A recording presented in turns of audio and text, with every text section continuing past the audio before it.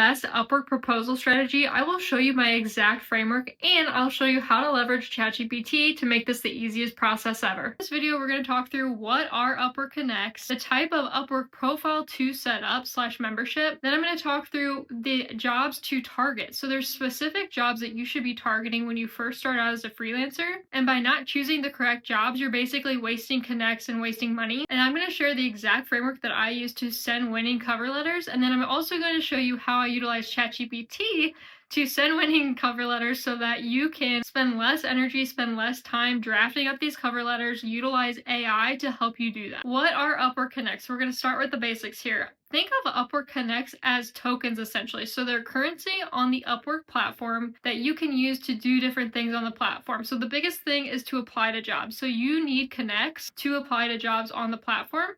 You can also use Connects to boost your profile and also set your availability badge. If I was just starting out, I would only focus using my Connects on applying to jobs. You can honestly worry about those other things later down the road, but right now you just want to get that first job. Okay, so how do you get Connects? So technically Connects are 15 cents each and they are sold in bundles. I will tell you exactly how many Connects I think you need to start. You can also get free Connects from Upwork when you win an interview. So this is kind of a reward for winning that interview and landing that client on Upwork. Upwork also issues refunds for Connects if certain things don't work out. So if you win an interview and then the client doesn't end up doing work on Upwork, you could get a refund. So just look at the terms of service on Upwork to understand when a refund should be issued. The number of Connects for a job can vary depending on a few factors. So the first one is the job price. So the higher the rate or the higher the budget for the job, the more Connects you are going to need to apply to that job. The next thing is going to be the client history. So if the client has a long history of working on Upwork, Upwork is going to require you more Connects to apply to that job as well. Based on the competition and number of proposals expected, Upwork can also increase the proposals. At the end of the day, if you are seeing a lot of Connects to apply to a job, it means it's very competitive and it's probably a really good job. When I was first starting out, I did not necessarily apply to these types of jobs, and I will talk about exactly what jobs you should be targeting, but just understand that is how they're calculating the number of Connects to apply to this job. Now, how many Connects do you need? That's going to depend entirely on your personal budget. I think if I was first starting out, I would apply to maybe 5 jobs per week. Again, depending on your budget. If you want to speed things up, obviously apply to more jobs. If you're sending out 5 proposals per week, and you need an average of 12 Connects per proposal, then you're going to need 60 Connects per week, which equals about $9 plus tax per week. So think of what your budget is and think of how aggressively you want to attack getting your first client or building a portfolio and vary your budget based on that. But I think the best strategy for budgeting and maximizing your Connects to the fullest is truly going to be applying to the correct types of jobs and looking for a few key indicators to make sure that you're applying to the right ones. For beginners, I highly recommend looking for short-term jobs, quick, easy, fast jobs. No matter the price, even if it's like $10, take that job. Because when you're first building your profile, you want to get reviews as quickly as you can. That is going to help you out in the long term. If you get a job, you land a job on Upwork, and it takes 6 months to finish, that is 6 months that you're going to wait to get a review. So I highly recommend getting the fast jobs. You can look at the duration of the project and targeting those first and foremost for utilizing your Connects to the max. So some other key indicators to look at when you are applying to jobs on Upwork are the activity on this job. This is huge. This is very easily missed by new beginner freelancers. So first and foremost, you want to make sure that there are less than 15 proposals on the job currently. If there's more than that, if you are a new freelancer with no reviews, the chances are slim. The chances are super duper slim, so just keep that in mind. I'm not saying don't apply to it, but if you're trying to utilize your Connects efficiently, I would not necessarily apply to that job. All right, let's drill down to look at the activity on this actual job. So you're going to click the job that you're interested in. This project length is 1 to 3 months. If I was just starting out, I wouldn't probably do that. I'd probably look for one even shorter. So that's just my opinion. Then, if you want to look at activity on this job, this major key alert here, shout out DJ Khaled, Activity on this job, proposals less than 5. So this is really good from a competition standpoint. Not a lot of people have actually applied to this. And really the key to being the first 15 people to send a proposal on that job is making sure that you are checking the job feed with the type of jobs that you're looking for. So I highly recommend doing the save search feature on Upwork. Here are my saved searches that I have, and just to save a search, here, let's just do a VA one. Click OK. Then you can just click Save Search, save it. Okay, it's been saved. Now when I go home, boom, I can just toggle between my different saved searches. Makes it super easy. You can check it. I was just scrolling on my phone and checking my saved searches, like honestly every day. Every morning is kind of when I would check it, around 10 a.m. And I didn't have any problems being one of the first people to see or apply to a job. So I just recommend doing that when you're first starting out. We don't need to be spending a lot of money on this. The next thing to look at on the activity on this job is to look at when the client last viewed the proposal. If the client last viewed it within the last 7 days, you're probably good. If it's been more than a week, I would hesitate a little bit because they might be interviewing people. They might be further down the line. They might have already actually found somebody and they just haven't taken the job down yet. So I would definitely be a little bit hesitant. If it's over 30 days, just don't even waste your time. I would definitely, if the client hasn't looked at it within the last 30 days, don't even waste your time on that. But if it's within 7 to 10 days, then I think it could still probably be active, and that's a good indicator that you should apply to that job. If we scroll down, this one shows this client last viewed it 28 seconds ago, and they have less than 5 proposals. 3 invites have been sent, so they're obviously looking at people's profiles and sending invites. But I would jump on this if I was a virtual assistant. Be like, hey, you could get in their inbox and say, I'm available today to talk. I bet you would get it. These are the 5 key items that you need to set up the framework for your Upwork cover letter. So the first thing is to make the first 2 sentences of your cover letter count, because when they're scrolling through proposals of all these different freelancers, they see only the first 2 sentences. So you're going to want to make sure that this is catching their attention. A way to do this is to, 1, include the client name. Name? What's his name? I got nothing on a name. Come on, baby, what's the name? So click through to their work history, see if you can find their name in previous reviews or something, and then say, hello, so-and-so. People are so simple. People want to see their name. They're naturally attracted to their name. So if you can include that, you're probably already ahead of the game and ahead of a lot of other freelancers. But scroll down to the client's recent history. If they have a lot of history, chances are their name may be in here. So see, this guy's name is David. So look, here's another David. So in my proposal to this person, I'd say, hi, David. Another thing that I want to call out too that I don't hear a lot of people talking about is using results-driven language within those first 2 sentences. So what I mean by that is saying that I improved a process by 50% for another client that was a similar project.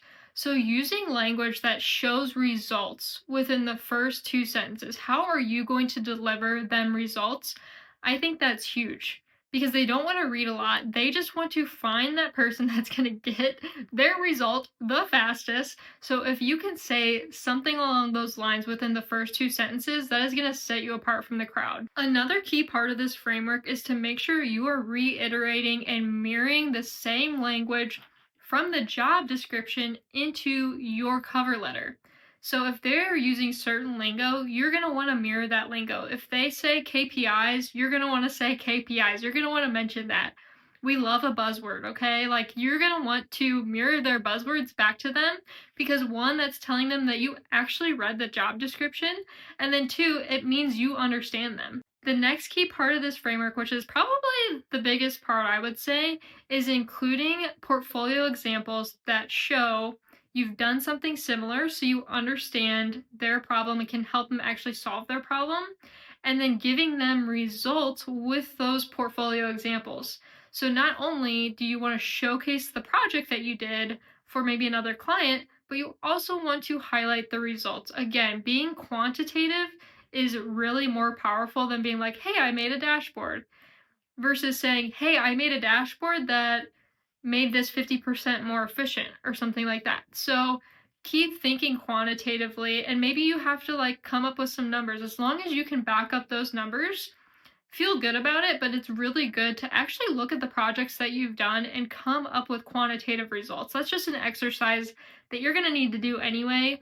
So I would recommend doing that and making sure that you have that ready for all of these proposals. Another way to be super extra about it, which I highly recommend, is in making a little Loom video, putting your face in there, being like, hey, like here's the cool project that I worked on that like saved like 50% of people's times and like made everybody amazing, and also here's my face so that you're not scared to talk to me because I'm a real person, I'm not a robot. And making it less than 30 seconds, don't make it long, make it like less than a minute, probably 30 seconds because nobody has a long attention span. But I think that's even better than including profile highlights or portfolio highlights from your Upwork profile, because they'll have to click through and then they'll have to think, okay, is this really solving my problem? Versus if you have a Loom video that you can just paste in there, one, make sure that you're not putting any kind of contact information in there, like your email or anything, because that's against Upwork's terms of service. So do not do that. But having a video where you can explain like the process with your face, chef's kiss, like that's the best thing you could probably ever do. The last thing, the call to action. I see a lot of other people, like freelance people, talk about this, but they're not as specific on this last item. So you want a call to action.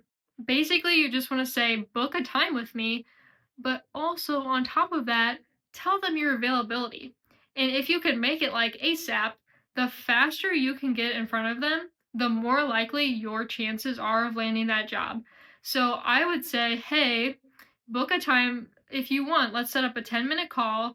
I'm available today from this time, or tomorrow from this time, or the next day from this time. So if you give them those time slots and you're one of the first people that they're able to meet with, that's just going to increase your chances by a landslide, basically. So try to put actual times that you're available. If you want to manually set up this framework and plug in the details yourself, I'm going to show you a specific example with that framework broken down so you can just plug and play with this. I'll also include an example if you use ChatGPT and want to really streamline this process. So first, let's go through the physical example with the framework that I've outlined. So first, we have hello, John. So you've got the name there. Then we want to make the first two sentences the most impactful with a results-driven statement in there. So I've helped automated processes, cutting manual work by 50%. We have a quantitative, juicy number in there. That is eye-catching. Then the fourth part of this framework is the portfolio example or examples if you have multiple. Then finally, creating a call to action with specific bookable time slots. Like, don't just say book a call with me, tell them when you're free, because you're just giving them an extra step if you're like book a call with me, but guess at my schedule. No, like give them your exact schedule at least a few days out so that it's easier for them to just reply, okay, 3 p.m. Tuesday works for me, versus saying, what times are you available? Okay, then it's just dragging along. So make sure that you're giving them specific time slots. It's so easy to do, but also so easy to forget. I think some people might come at me for telling you to use ChatGPT to send a proposal, but to the people who are skeptical, you're just using ChatGPT wrong. And I am going to show you exactly how to use it and the exact prompts that I am giving ChatGPT to make a winning proposal. And I actually utilize, obviously, the framework that we just talked about. And I utilize that framework, and then I also molded the prompts for ChatGPT to keep it in line, like get the emojis out of there. So it's not as obvious, but it's taking less brain power for you. It's taking less energy. It's maybe sounding a little bit more professional. Like in my case, I use ChatGPT for a lot because if I am going to be doing a lot, I don't have the brain power to be like crossing my T's and dotting my I's, right? So let that do the legwork for you. So this is my baby. This is my Upwork cover letter template generator. So I'm going to walk you through this. Essentially what you're going to do is you're going to paste things into the yellow sections of this template. Everything else you don't really need to worry about. So from the top, we have paste job description from Upwork here. So you would basically pull in this job description from the Upwork profile, copy it, and you will paste it right here where this is. And I'll show you an example, but I'm going to just walk you through this template first. In this template generator, the next thing it has is this job analysis. So this is telling ChatGPT to analyze this job based on these different requirements. Here is my relevant experience. So this is where you will put in your personal work experience, so your portfolio examples. Feel free to include more than 3. In fact, please include more than 3. Put all of your portfolio examples here, and then we'll let ChatGPT do the work of choosing which examples to include in the cover letter. You can also include any skills or certifications, any industry experience. So I just listed the industries that I've worked in and then separated it with a comma. And then list your availability and just make sure that this is accurate and up to date when you're generating this via ChatGPT. Down here is the cover letter format. So this is actually what we're telling ChatGPT how to format the cover letter. So we have the client name, opening paragraph, second paragraph, third paragraph with some details in here. And then at the end, that call to action, let's schedule a 10-minute call. And then tips for customization. So this is telling ChatGPT, like, these are your guardrails, like, fall within these guardrails. And if you are running this prompt through ChatGPT and you don't like something that it's doing, like, for example, I did not like when ChatGPT puts like emojis or icons in this cover letter. So I told it, don't put any of that in there. Like, stop with that. That's like a really big red flag that I'm using ChatGPT. So I said, get that out of here. So as you're using this prompt or generator, you can just keep adding bullet points if you're like, oh, we need to tweak this so this doesn't happen next time. So just put it here and then it will fine tune this whole process for you. And then here I just had examples of result focused statements. So I'm telling ChatGPT, focus on results. And then this again is just the final prompt. So what this looks like for me is, let's just say I copy this. And I had a different one here, but I'll just paste it in here. So I paste that into here. So this is that whole prompt. And so I had the job analysis. We didn't touch that.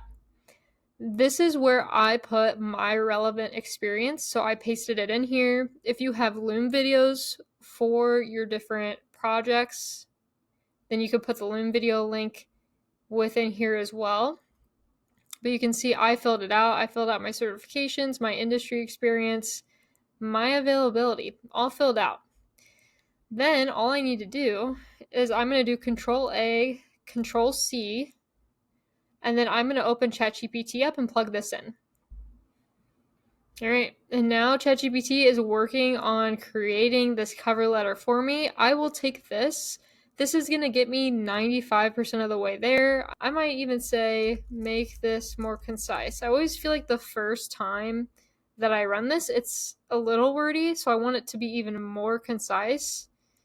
And then it'll really pare it down for me. So I highly recommend leveraging ChatGPT to write your cover letter, save you time, save you brain energy. But you can also always refer to that other blueprint that I gave you and manually put those inputs in there if that works best for you. I hope this was super helpful. If it was, please like and subscribe and comment proposal down below, and I will include a link to the ChatGPT prompt that I use to create my proposals. If you're interested in my journey from corporate engineering to becoming a 6-figure full-time freelancer, I highly recommend checking out this next video. It goes through my whole story and some key tips for new beginner freelancers. If you're interested in learning more about my freelance journey or just freelance tips in general, I am also on other social media such as Instagram and TikTok, so check out those links below.